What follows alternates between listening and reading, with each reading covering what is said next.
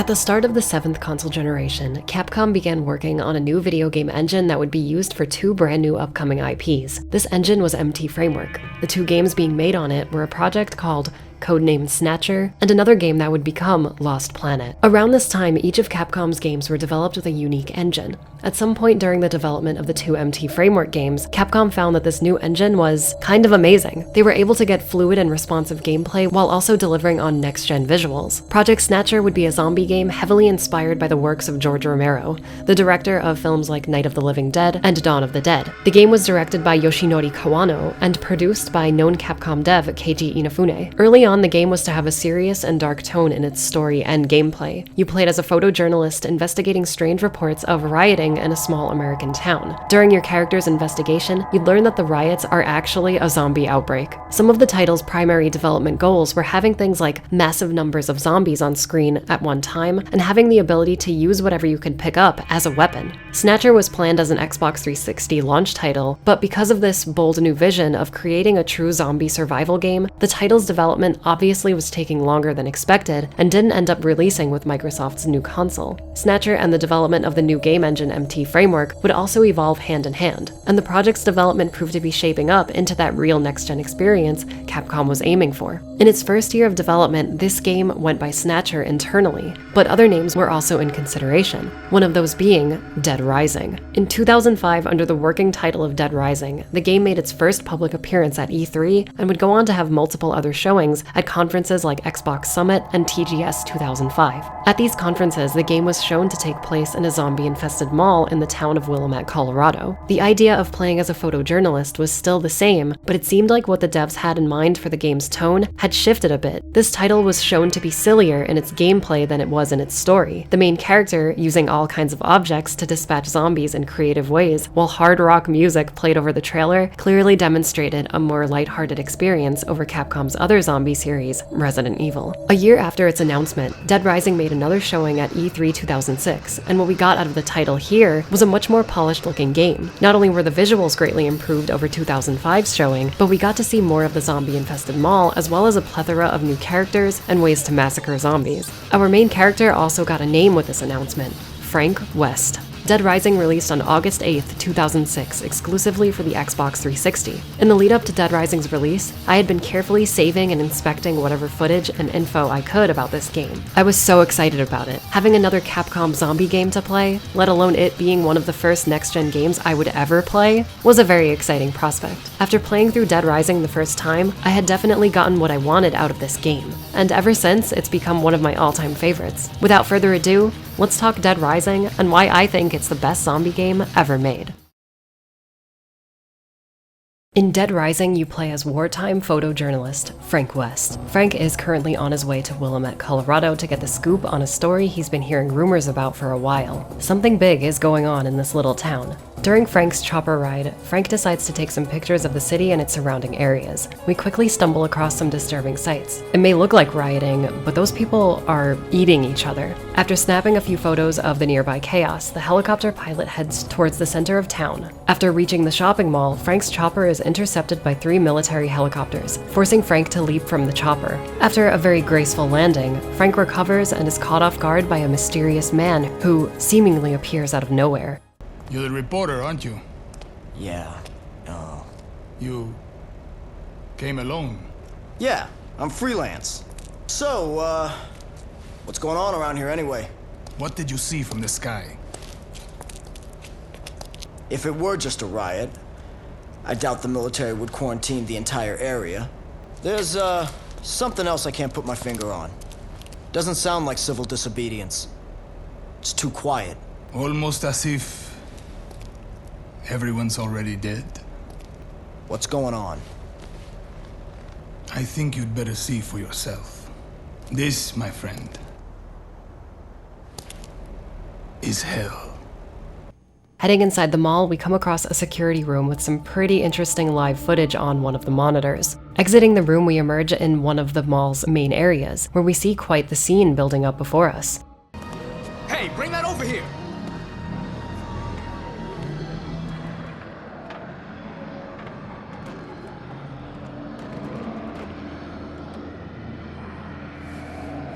Hey, This is no time to ogle pretty girls, son. You looking to get yourself eaten alive by zombies? What? Did you just say zombies?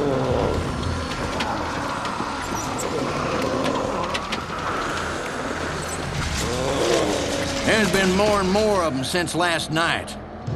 Now, they're all that's out there. All right then. Feel like making yourself useful?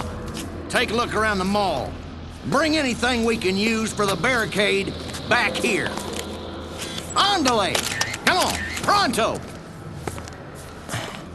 After getting yelled at, we decide to look for anything we can add to the barricade. Exploring this part of the mall, we see a lot of normal people being very stressed out about their current situations. Eventually, we come across a gated area with a bunch of crap near it. There's our barricade stuff. While sifting through the garbage, this older man on the other side of the gate starts freaking out. He's going off about something. While this happens, one of the survivors stupidly tries to get her dog, who's trapped with the zombies, behind the barricade. This crazy old hag opens the barricade, letting the zombies in. Obviously, we have to get out of here. A man can be heard from up above us, urging everyone to get to the security room. This part is amazing because all of those normal people we passed by at the start get absolutely annihilated by the horde of zombies. The game quickly establishes that human life is extremely vulnerable. You cannot save these people no matter how hard you try. Narrowly escaping the horde and getting back to the security room, we meet our cast of characters.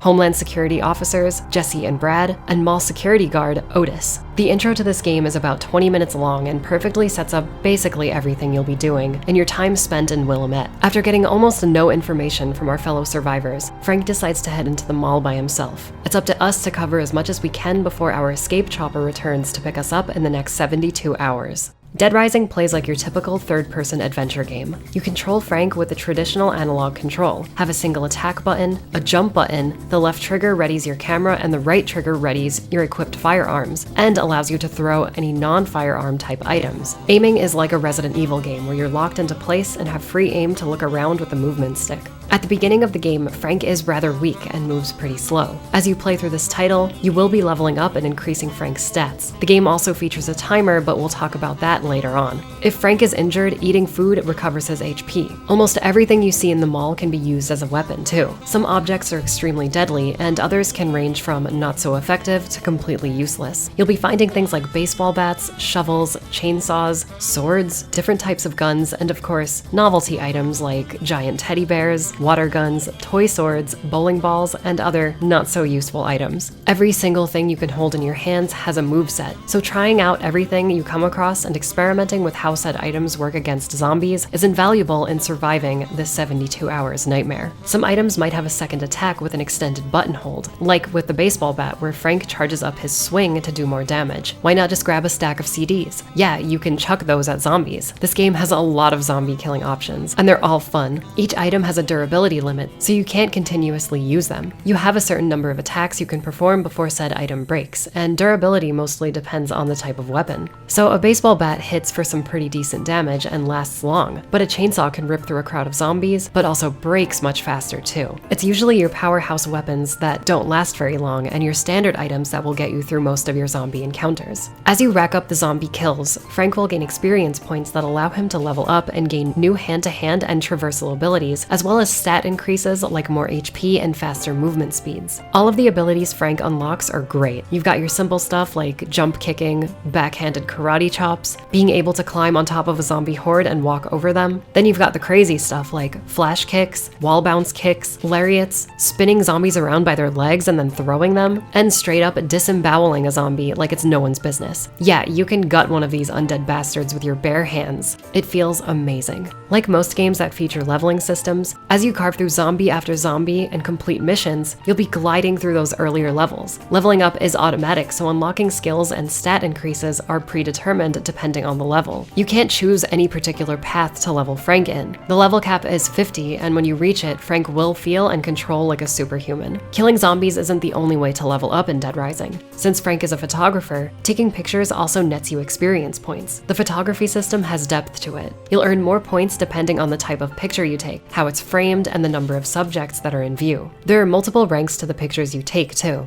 If you capture something violent, you'll earn the brutality rank. If you see something scary, you get the horror rank. If you photograph something humorous, you'll get the outtake rank. Taking pictures is really fun because you can actually set up a lot of these situations and earn those ranks by setting up your scenes. Put hats or other objects on zombies' heads and snap a photo to get the outtake rank. Find a human getting eaten by a group of zombies and get the horror and brutal ranks together. It's an interesting and fun mechanic to have in this type of game. And of course, you can save or delete whatever pictures you take. As you explore the mall, you'll be finding survivors, and whatever pictures you take of these people get added to Frank's notebook. Speaking of survivors, finding and rescuing the people Frank crosses paths with will net big experience rewards, as well as certain other things like new weapons, items, and in some rare cases, things like shortcuts between sections of the mall. There are 50 survivors in total, and you'll find some of them while wandering around by yourself, but most of them are discovered by Otis back in the security room. Otis will give you a call when you find someone, and that'll create a new case file for Frank to solve. The thing about survivors is that their AI is pretty terrible in a lot of instances. Sure, every survivor acts differently depending on their situation, whether that be they just lost a family member, they're not skilled at fighting, or they're seriously injured. When escorting a survivor on foot, you can do two things: hit the call button to yell at them to follow you, or aim at a destination and then press the call button to mark a survivor's movement path. You can give survivors items as well, like a weapon or food to restore their HP. Survivors with guns have infinite ammo, but it seems like if you give a survivor a gun, they'll go off and do their own thing, killing as many zombies as they can. When following Frank, almost every time survivors will get stuck on parts of the environment, run straight into a horde of zombies, or won't move at all until Frank yells at them. It can all be very frustrating your first time through the game. Injured survivors are the best because Frank usually has to assist in their movement, meaning he either carries them or offers them a shoulder to lean on. As you would expect, this effectively makes Frank and the survivor one entity, so there's no room for messy AI in these particular situations. I've had very good luck with survivors in some of my past playthroughs, but the majority of my experience with this part of the title has been, on a gameplay level, consistently bad. With all of that being said, I actually kind of like the bad survivor AI. Okay, hear me out. People in a zombie apocalypse often freak out and make dumb decisions due to the stress of their situation. Seeing these characters run blindly into a crowd of zombies in a fearful panic is perfectly in line with every zombie movie we've ever seen, as well as real-life behavior. Not with zombies, but with other large-scale crises. When something terrible's happening, people don't think straight. I honestly think it adds to the immersion of this game. Having a group of survivors follow you around for a while, all to die in a depressing mistake of movement, is really dark. But I think it's perfect for a zombie game. The bad AI can create some very memorable and cinematic moments of you trying desperately to save someone, but it just doesn't go your way and you have to crushingly leave them behind. I had a moment like this in my playthrough for this video. I had like 5 survivors following me around for a little while, but only one of them made it out because I made such a tiny mistake in telling the group where to go. I was like, oh yeah, this is totally a zombie movie right now, as 3 of my group members were getting chowed down on in front of me. It was honestly really cool, and I'm just now seeing the game in this light. When I was younger, obviously I would get really angry about this, but now it's like if survivors are surrounded, they're pretty much done. I'm not saying this was intentional on the developer's part, like it's some secret genius. I think this mistake in programming can create some awesome moments of horror and fear within the player. Maybe it was intended for survivors to be dumb and make stupid moves to create panic, but I have a feeling it probably wasn't. So yeah, survivors suck from a gameplay perspective, but are awesome from a narrative and immersion perspective. It's possible to save every survivor in the game, but that requires extreme patience, planning, and dedication. If you manage to accomplish this though, you'll feel pretty great. I've only done it once in all of my time playing Dead Rising. Your time spent in the mall isn't all doom and gloom and survivors getting eaten before your eyes. There's plenty of fun to be had. One of my favorite things to do is try on some new outfits. So Frank can wear a plethora of costumes and accessories you'll be finding in the many clothing stores littered throughout the mall. You've got your business casual, some sporty looks, children's clothing, and of course, you can find and wear the prettiest dresses. Seriously, you can dress Frank like an absolute idiot, and this carries over into the cutscenes. This is where a lot of the game's humor comes into play. Frank will be standing there, having a serious conversation dressed like a dummy, and the character he's talking to won't react to it at all. There are so many outfits to try on. You can mix and match and come up with some pretty stylish looks. You can even cosplay Mega Man with a real Mega Buster that shreds anything with a single blast. It's awesome. I love character customization in my games, but there's something so special about how Dead Rising does it. Seeing massive Frank West parading around in a floral dress while murdering hundreds of zombies is honestly a sight to behold. Besides playing dress up, there are many bookstores you can visit in the mall. Reading books grants Frank passive stat bonuses, like adding extra durability to specific items, boosting healing properties of food, enhancing your camera's picture-taking abilities, and so many more stat and ability boosting options. Having a particularly powerful weapon, boosted with skill books, can make the game not only more fun, but easier in a lot of circumstances. There is a ton of reading material in this game, but I bet Frank would love to listen to all of it on the go. Well, thanks to Audible, Frank can finally do that. Audible is an audiobook service provided by Amazon. With Audible, you have a wide selection of audiobooks right at your fingertips. Not only can you listen to audiobooks anytime you want, but you can take them with you wherever you go. Audible is compatible with any portable device that supports its app. It's really convenient. On Audible, you can do cool things like sharing an audiobook with a friend who doesn't have the service yet, and they can still listen to that specific audiobook for free, which is really awesome. If you're listening to a long audiobook, you can make the experience go a bit quicker thanks to the various control options. You can listen and experience the content at your own pace. Also, the best thing about Audible is that any audiobooks you purchase, you get to keep even if you decide to cancel the service later. Now that's digital content done right. If you're interested in Audible, please check out my link in the description. audible.com/spherehunter, or you can text Spherehunter to 500-500, where you can get a free audiobook, 2 free exclusive Audible originals, and a 30-day free trial to the service. Audible has so many H.P. Lovecraft audiobooks to listen to. I've been having a lot of fun going through them recently for Halloween. It's the perfect time of year to listen to a few horror-themed audiobooks. I'm sure you'll find something really cool to listen to between all of the amazing options on offer. Once again, that's audible.com/spherehunter, or you can text Spherehunter to 500-500 to start your free 30-day trial, get 1 free audiobook, and 2 free Audible originals. I bet Frank wishes he had such a great deal. Maybe when he gets out of this mall, he'll become a member too. Another fun thing you could do in Dead Rising is mix foods together at blenders to create powerful game-altering mixed drinks. Blenders are scattered all across the mall, usually found in food establishments. Once you find 2 different foods and mix them together, the blender will spit out a new drink with a certain stat buff or a new ability. There are 7 different drinks you can make. Some of my favorites are Quick Step, which gives Frank superhuman speed, Untouchable, which makes zombies ignore Frank completely, the opposite version of this, Zombate, which draws any nearby zombies to Frank, which is really good for escorting survivors, and finally, Spitfire, which turns Frank's spit into a projectile weapon. You heard that right, you can spit in this game. So if you're barehanded and you aim and press the attack button, Frank will spit, and yes, you can spit on zombies and survivors. It's a very early 2000s gameplay mechanic for sure. Using Spitfire makes Frank's projectile saliva one of the most effective weapons in this entire game. Light spoilers, but here's a clip of me defeating the final boss with Frank's spit.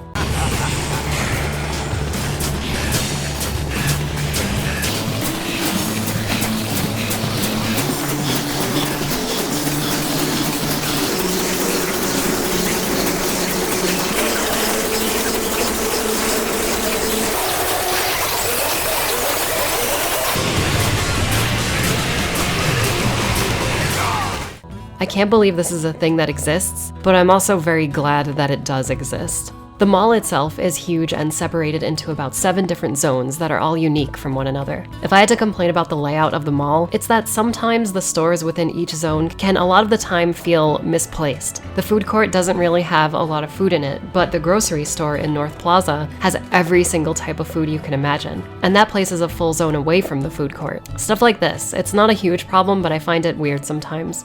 A problem this title used to have was its load times. Back when Dead Rising released on 360, the load times were abysmal. It took forever to travel between each section of the mall. With the recent PS4, Xbox One, and PC ports, this isn't a problem anymore, thankfully. During the day, the mall is bright and lively, but at night things start to get a little scary. Due to its nighttime schedule, the mall will shut its lights off automatically at a certain time. And as you all know, the freaks always come out at night. So zombies during the day are your normal, slow-moving, dumb, and hungry zombies that you're familiar with. At night, zombies gain glowing red eyes and become way more aggressive and move a little bit faster. It also seems like at night, because visibility is low, more zombie hordes are able to spawn in and ambush you. It gets really intense in this mall at night. Not even taking nighttime into account, zombies are just really tough to deal with anyway. The hordes you'll be encountering feel like a threat. Even when you're in the middle of one, unless you have a big weapon, Frank can't cover all of his sides. You have to focus on whatever's in front of you. And let me remind you, there are pretty much hundreds of zombies on screen at all times in this game. so taking the high road and avoiding these guys whenever possible is the smartest thing to do if you're low on resources or if it's nighttime. The other enemy type in this game is strange, and that's the cult that decides to move into town at the halfway point. Cultists will rush you and have a bunch of attacks with their knives and explosives. They can also throw this powder in Frank's face, which knocks him out. If you get knocked out, they take you to this secret area where you have to fight through a room full of them to get the key and escape. The cultists will not go away until you kill their leader, who is one of this game's bosses. And that brings us to the bosses of this game. Dead Rising's versions of boss fights are the psychopath battles. Some psychos are fought during story missions, but most of them are side cases that Otis will find for you as you play. Most of the best ones are optional, so make sure to keep an eye out for them. The psycho battles are one of the most memorable parts of Dead Rising. All of these guys are outrageous from a story perspective, and they all fight differently from one another. Whether it be the crazy manager of the grocery store,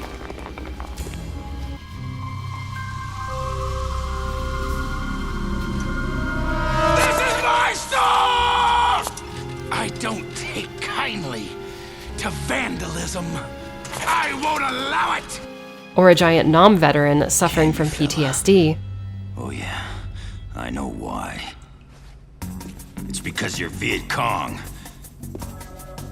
This game's bosses are packed with personality. You're getting tough boss fights as well as fun little stories upon completion. Some of the most unforgettable psychos are guys like Adam the Clown, whose intro is just as memorable as his insanely broken boss fight. Seriously, this fight is the most unbalanced thing to play through when starting the game for the first time. Defeating Adam opens an extremely useful shortcut between two parts of the mall. And I could see this massive time saver being the reason why Adam is difficult, but I think he's too difficult, like borderline unwinnable at lower levels. I highly recommend taking him on when you're at a higher level on a second or third playthrough. With that being said, all of the bosses are really cool to fight against, but there's one in particular that has risen to godlike status, an extremely tough battle that everyone brings up when talking about Dead Rising. That battle is with the legendary Convicts.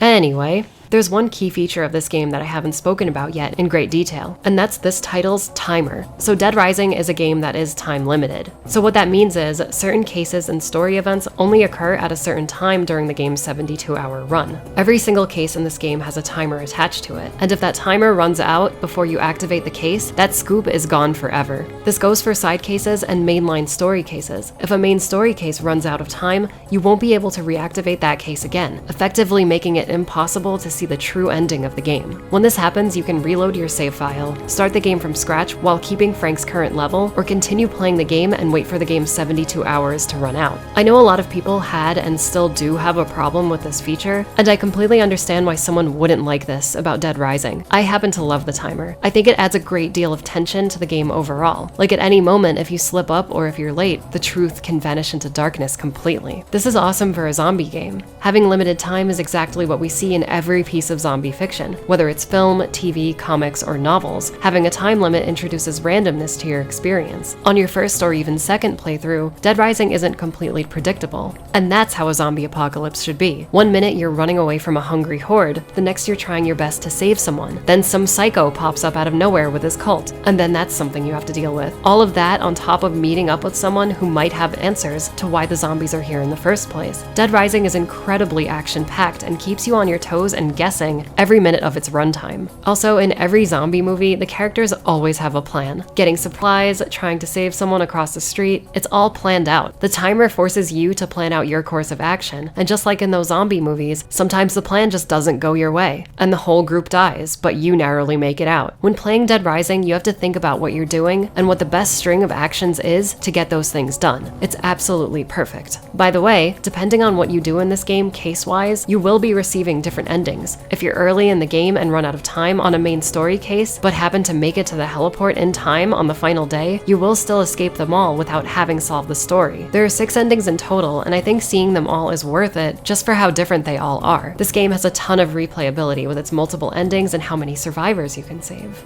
Okay, now it's time to talk about the story of Dead Rising. I won't be going over every single detail in the story, but if you think Dead Rising looks interesting and you want to play it, feel free to skip to the time on screen now to avoid any potential spoilers. I would recommend, if you want my full reasoning on why I think this is the best zombie game, you should watch this part. But yeah, keep in mind, spoilers. Okay, let's get to it. So in its gameplay, you might call Dead Rising a lighthearted, sometimes dark, zombie killing game. Dead Rising's story, on the other hand, is played straight and takes itself very seriously.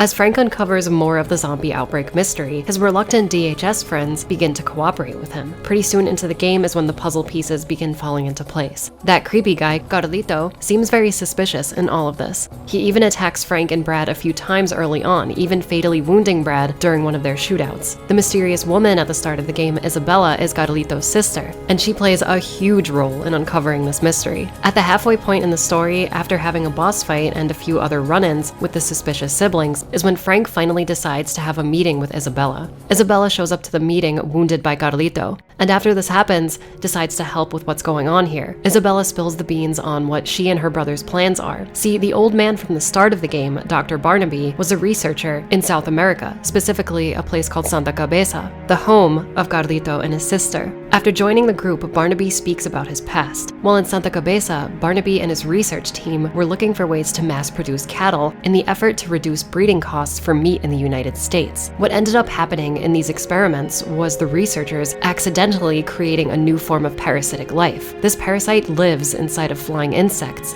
bees, to be specific. Getting stung by one of these bees infects the host with the parasite, creating a zombie in the process. So Barnaby and crew accidentally made zombies in this village. Obviously, a small-scale outbreak occurred, and ever since this happened, Carlito and Isabella have been on a quest for revenge. Carlito managed to get his hands on some of these bees and released them in Willamette, a part of the country where lots of meat is consumed daily. What a perfect place to start a zombie outbreak. I was not expecting any of this from Dead Rising when I played it for the first time back in 2006. This game's story is genuinely thought-provoking, and like any good zombie fiction, Dead Rising has a social political message that I think is a good one to ponder. The amount of meat consumed in America in a single day compared to the rest of the world is crazy. Some companies in real life, as illustrated in Dead Rising, tend to export and import meat from other countries. Replaying the game now and seeing how little our real-life world has changed with the consumption of meat is pretty interesting. Obviously, vegan and vegetarian diets have become more of a thing since Dead Rising's release, but obviously the mainstream meat-eating public still vastly outweighs those who seek cleaner eating.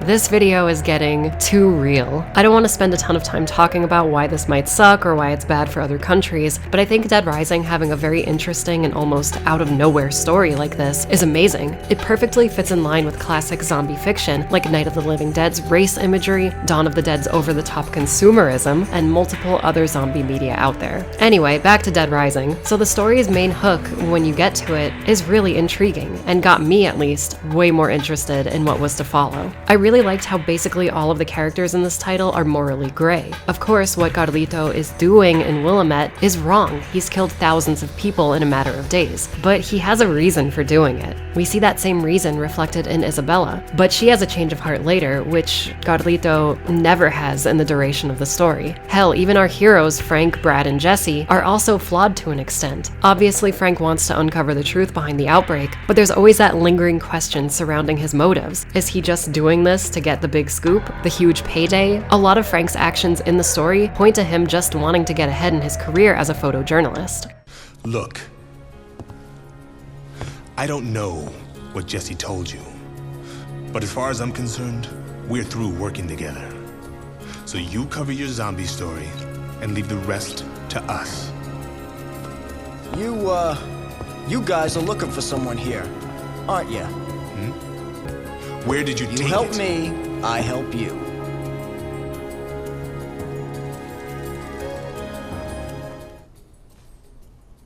You're one hell of a journalist, aren't you, Frank? A hot-headed, underhanded, hotshot paparazzi with nothing better to do than to invade people's privacy. I try. You got a point?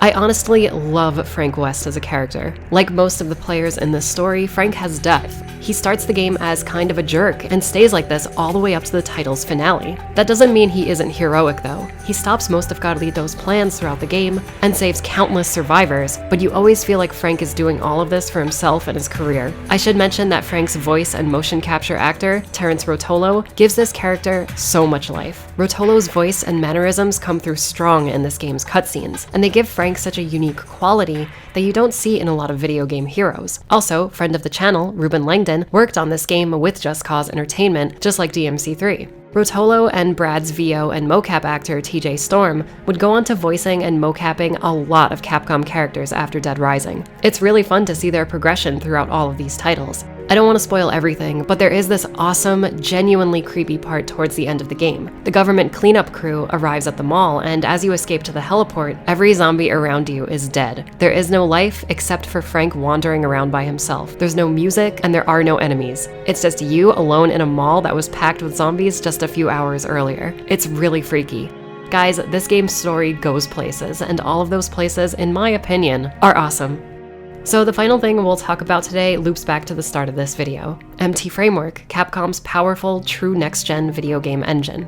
So the visuals in this game were amazing for the time it released. The biggest selling point with this engine's capabilities was the number of zombies it was able to render on screen at one time. 800 zombies are able to appear on screen at any time in the game, and all of them move independently from each other and retain their visual quality even at long distances. As you explore the mall, you will see groups of zombies popping into existence off in the distance. This might be jarring at first, but it's something you get used to pretty quick. Character models look great, but facial animations are pretty terrible, especially Frank's. Survivors look good, but it's obvious all of the main characters got way more detail in their appearances. When the game released on 360, as I said earlier, the load times took forever, but now that's not an issue thanks to our current gen ports of the game. With all of this very demanding power being used, the game is locked at a solid 30 FPS with no major frame drops on the 360, which is very impressive for that console and for what this game did back in 2006. MT Framework was a revolutionary engine for its time, especially releasing with a badass title like Dead Rising. At first glance, you might think Dead Rising is nothing more than a silly, mindless, zombie-killing tech demo for the Xbox 360. I wouldn't fault you for thinking that, but as I've explained in this video, Dead Rising is so much more than just a graphical tech demo. The game features really polished, fun, infinitely replayable gameplay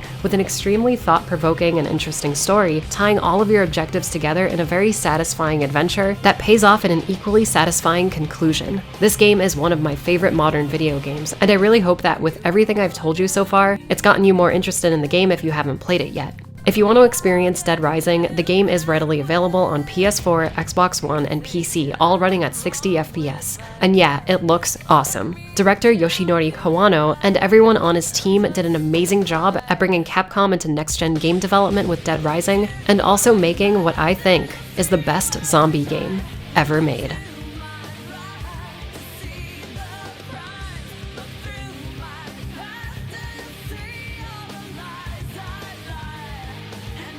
Hey y'all, I hope you enjoyed this video. If you did, please consider subscribing and checking out my Patreon to support my channel. Big shout out and thanks to Stippo for giving me lots of development history on Dead Rising, as well as some really high quality trailers for this game. You saved me so much time, Stippo, and I can't thank you enough. Please go check out Stippo's channel. He's called it a Dead Rising museum, and that description is totally accurate. It's super cool. Also, I want to thank Audible for sponsoring this video. Alrighty guys, it was fun talking to you all today. Thank you all for watching, and I will see you next time. Later!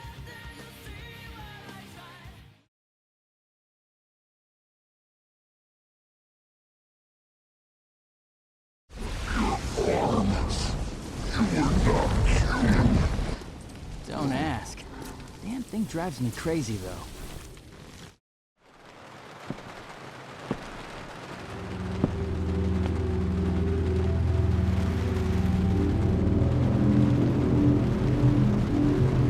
Billy. Lieutenant Cohen. So, you seem to know me. Been fantasizing about me, have you?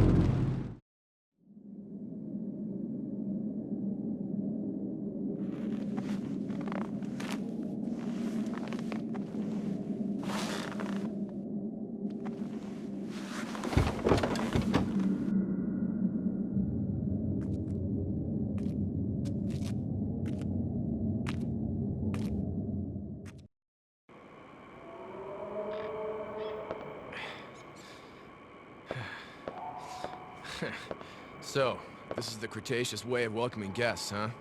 Not exactly the red carpet treatment. There's no response.